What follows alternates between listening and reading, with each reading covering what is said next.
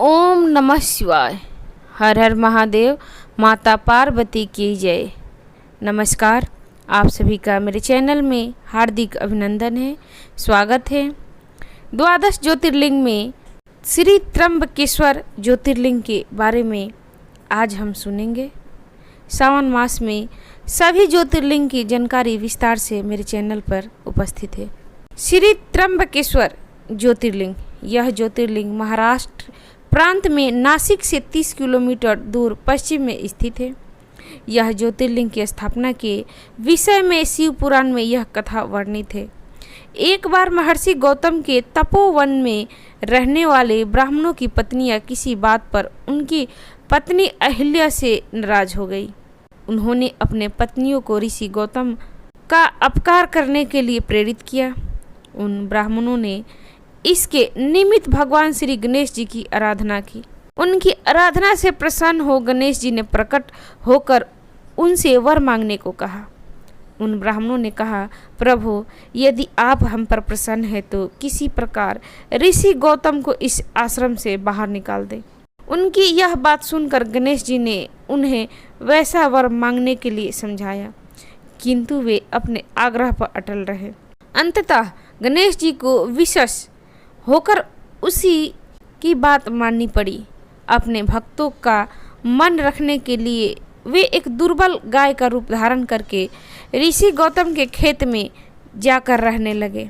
गाय को फसल चरते देखकर ऋषि बड़ी नरमी के साथ वे तृण लेकर उसे हाँकने के लिए लपके।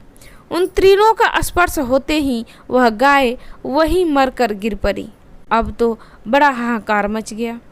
सारे ब्राह्मण एकत्र हो गौ हत्यारा कहकर ऋषि गौतम की भर्त्सना करने लगे।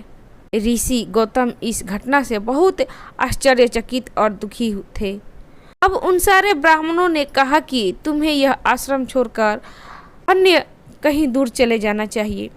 गौ हत्यारे के निकट रहने से हमें भी पाप लगेगा।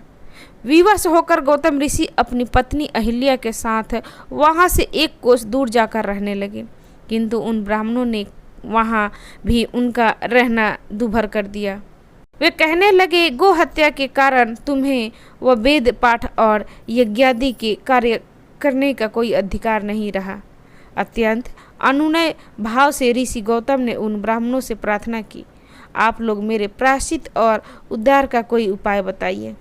तब उन्होंने कहा, गौतम, तुम अपने पाप का सर्वत्र सबको बताते हुए 3 बार पूरी पृथ्वी की परिक्रमा करो, फिर लौटकर यह 1 महीने तक व्रत करो। इसके बाद ब्रह्मगिरी की 101 परिक्रमा करने के बाद तुम्हारी शुद्धि होगी। अथवा यहाँ गंगा जी को लाकर उनके जल से स्नान करके 1 करोड़ पार्थिव शिवलिंगों से शिव जी की आराधना करो।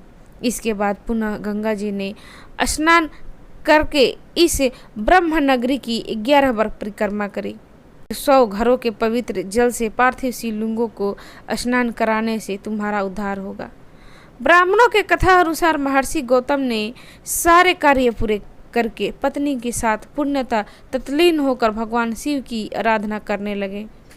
इससे प्रसन्न हो भगवान शिव ने प्रकट होकर उनसे वर मांगने को कहा। महर्षि गौतम ने कहा, उन्हें भगवान, मैं यही चाहता हूँ कि आप मुझे गौ हत्या के पाप से मुक्त कर दे।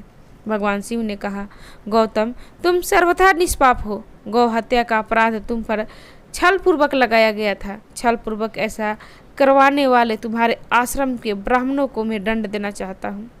इस पर महर्षि गौतम ने कहा कि प्रभु, उन्हीं के निमित्त से तो मुझे आपको दर्शन प्राप्त हुआ। अब उन्हें मेरा परम हित समझकर उन पर आप क्रोध न करें।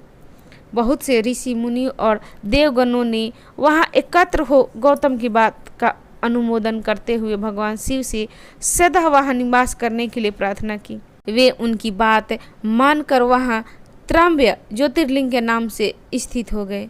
गौतम जी द्वारा लाई गई गंगा जी भी वहां पास में गोदावरी नाम से प्रवाहित होने लगी। यह ज्योतिर्लिंग समस्त पुण्यों को प्रदान करने वाला है। तो भक्तगण, ये थी त्र्यंबकेश्वर ज्योतिर्लिंग की पौराणिक कथा। आपको कैसी लगी? अच्छी लगी तो इसे लाइक करें, शेयर करें, मेरे चैनल को सब्सक्राइब करें कथा सुनने के लिए आप सभी का धन्यवाद। नमस्कार। ओम शिवाय नमस्तुभ्यम।